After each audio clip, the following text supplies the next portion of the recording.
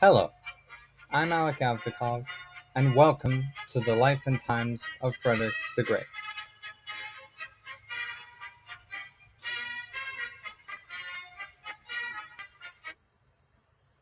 I want to thank you all for continuing to support me with this little project of mine. Already, I have gotten 56 downloads on Podbean as I'm rating this.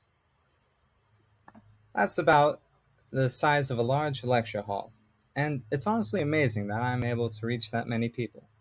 However, there is one small detail that I haven't mentioned in the first two episodes. The platform that I publish my episodes on has limited space to produce podcasts. This means that I can post 5 hours worth of podcasts before I must either give up or pay $9 a month to upgrade my service to continue doing my podcasting. Therefore, I must awkwardly ask that you go to my Patreon website, and if each of you pledge $1 a month to Patreon, then I will be able to continue to do this project after I have made it to 5 hours. The carrot is that I will continue to make podcasts, and you can listen to exclusive content. The stick is that I would have to quit podcasting if I do not receive the support necessary. The link to the Patreon website is in the description of the episode. And I can say it out loud. The link to the Patreon is patreon.com/AlecAvdakov. Again, that is patreon.com/AlecAvdakov. Thank you for hearing my situation, and hopefully you all can make this project of mine bigger and better through the Patreon link in the description.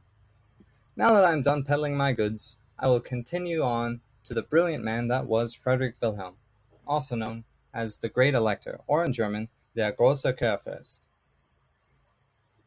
I am planning to go into detail about his reign, and therefore his 48-year reign will be split up into two episodes.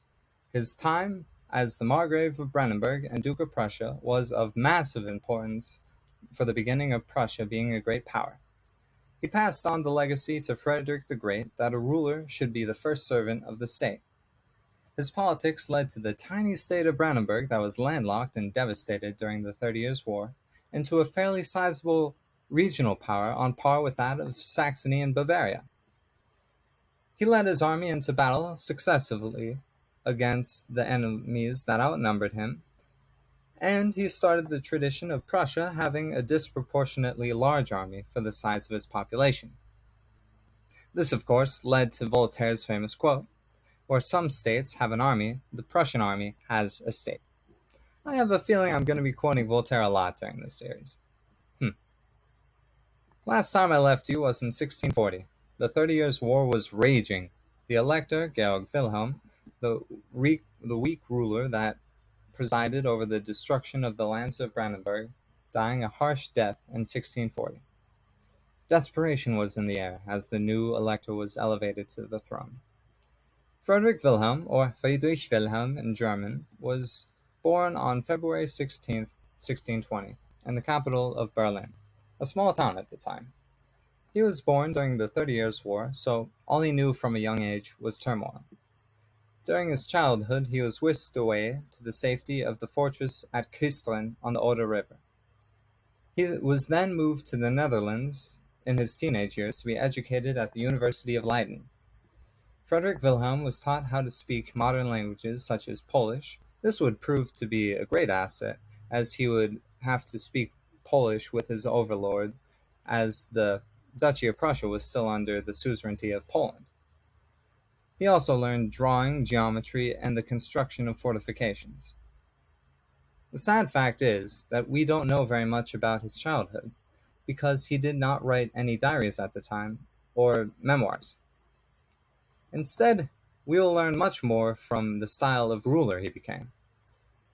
I honestly believe that without Frederick Wilhelm's actions during his reign, Prussia would not become a great power under Frederick the Great, and therefore Germany may not have unified at all.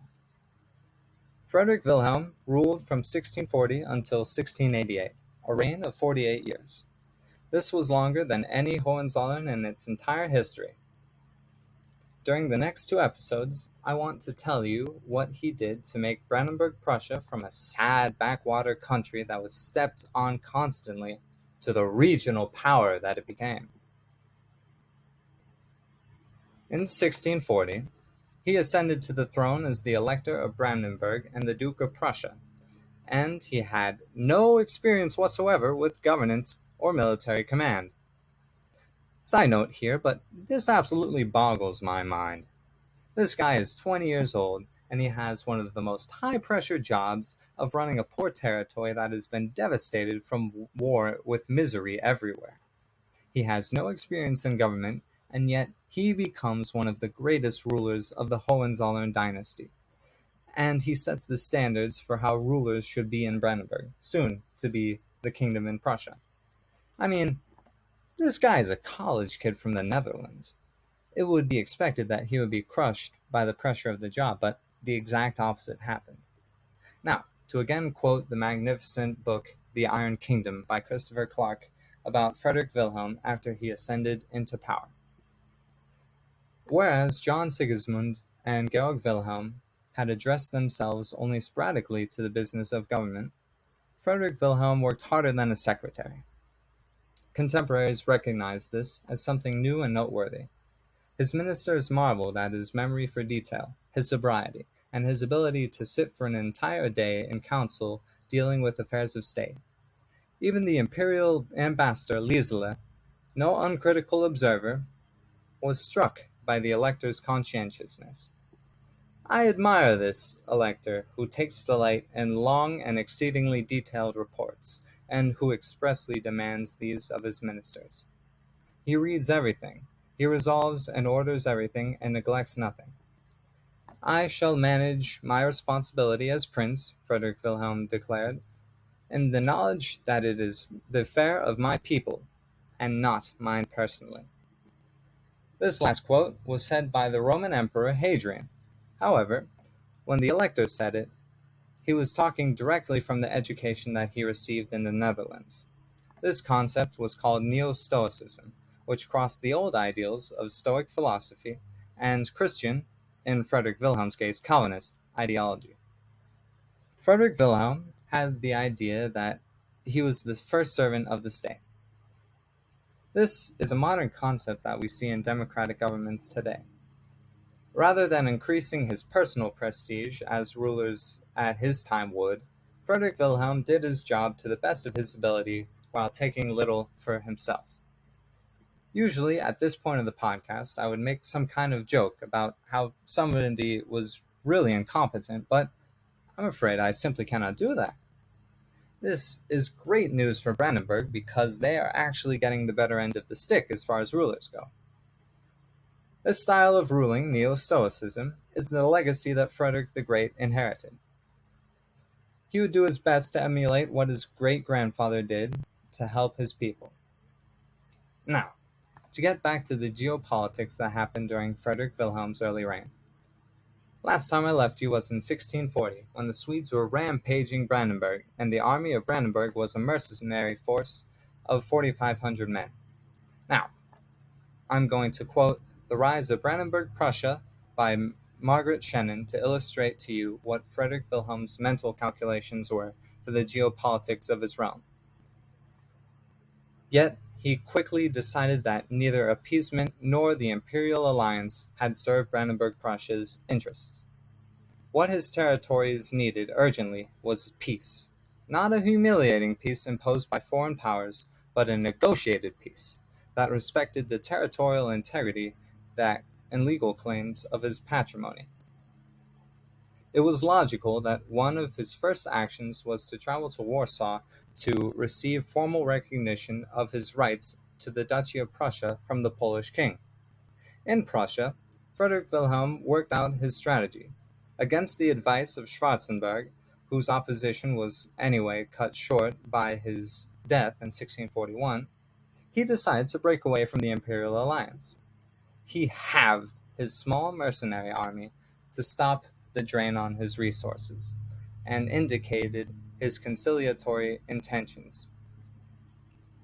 And he opened secret armistice negotiations with Sweden. From 1643, when Frederick Wilhelm returned to take control of the government in Berlin, his aims became clear. He knew that the evacuation of Swedish troops was a precondition of Brandenburg's financial and material recovery. From this quote, you can see how courageous Frederick Wilhelm is. With no governmental experience, he goes to talk with the Polish king to discuss that one territory that has any sort of control under him, Prussia. Then he halves his already tiny army. That's right, he halved it. I mean, can you imagine the cojones of that man to do something like that when the Swedes were already on his land? This is simply mind-boggling to me that a man of my age can do this sort of thing. The larger picture of the 30 Years' War is as follows. After Swedish power started to wane after their defeat in the Battle of Nordlingen, France took over the mantle of the main continental army against the Habsburgs. Also, as a side note, I'm surprised that it's taken me this long to mention the Habsburgs in this episode. They truly are the major family in Europe during the early modern period of history. Anyway, the French won multiple battles against the Spanish in what is today Belgium and along the Rhine River. The anti-Habsburg side ended up getting the better of the Habsburgs, and ironically, the final battle of the 30 Years' War happened where the first major battle happened decades earlier, in the final Battle of Prague. The peace negotiations ended the war with the treaties of Westphalia. Specifically, in the Treaty of Osnabrück, the territory of Brandenburg was increased as they annexed the territory of eastern Pomerania along the Baltic coast in what is today Poland. This happened because France wanted to have a client state in the German territories, and they believed that if they gave Brandenburg, an already weak state, some land, then Brandenburg would be in their debt. So, if you were to trace history very loosely as I will, the reasons for the rise of Prussia and the siege of Paris in 1870 and 1871, which led the French eating rats, was due to the very French themselves, because without that Baltic territory, there is no way that Brandenburg could have arisen out of the mire as successfully as they did. So, that backfired. However, it was not all sunshine and roses for the politics of Frederick Wilhelm. The Swedish had a foothold in Germany in the richer western Pomerania, and this would eventually cause a war between Brandenburg and Sweden. The finances were still a wreck after so many years of war and plunder, especially from the Swedish army. The population was severely weakened after disease killed many people. The army was still comparatively weak, even though it expanded rapidly from 3,000 in 1641, the second year of Frederick Wilhelm's reign, to eventually 25,000 men in the Second Northern War, a conflict which I shall soon explain. The Second Northern War happened when the Cossacks in the Polish-Lithuanian Commonwealth, in what is now Ukraine, revolted. See, the Cossacks were these former peasants that moved onto the steppes in the frontier between Poland, the Crimean Tatars, and Muscovy, now Russia. The Cossacks were well armed and had a fiercely independent mindset. There's even a hilarious and vulgar letter from the Cossacks to the Ottoman Sultan, which I'm going to read on my Patreon, if you are truly interested and listening by now. Anyway, Poland wanted to get the Cossacks back under Polish control, and the Cossacks rebelled. The Polish underestimated the Cossacks, and they lost multiple battles against them. Eventually, the Russians started to lick their lips because they smelled blood in the water, and they attacked the Polish. Now, I'm going to quote History, who is on YouTube and has a series about this particular war. I put a link in the description. If you all love history, and you love watching a show about cartoons and maps, he's your guy. He is the best at animated maps. History said, Sweden dreamt of being a great power. In order to achieve that, it saw the need to conquer all of the coastline of the Baltic Sea and turn it into a Swedish lake. By that time, it had already made good progress in its conquests. Now, the neighboring countries weren't too fond of this, and Sweden had created the most modern army in the region to protect its possessions. This army was very expensive to maintain, however, and Sweden wasn't the most prosperous country. So, it had the habit of sending its army occasionally abroad to have its neighbors pay for it. Seriously, this guy is awesome. Go check history out. With Sweden on a rampage, just like it did in the bad old days of Gustavus Adolphus, Brandenburg decided to put its growing army with the Swedish and help defeat the Polish army in the Battle of Warsaw. Eventually, Sweden had too many enemies, and Frederick saw what was up, and he switched sides when the Habsburgs joined the Polish. This type of diplomacy was very common during the reign of Frederick Wilhelm and was known as Schaukelpolitik, or pendulum politics. Whereas Frederick Wilhelm's dad, Georg Wilhelm, switched sides during the 30 Years' War, it was only under a position of weakness. Frederick Wilhelm had an army, and a dang good one at that. This army allowed Frederick Wilhelm to receive total control over Ducal Prussia. See, Prussia was once a pagan country that, until the Germans crusaded there in the Middle Ages under the Teutonic Knights, and eventually the Germans colonized the region. In the Battle of Grunwald in 1410, the Polish-Lithuanian Commonwealth defeated the Teutonic Order, and Prussia was under Polish control.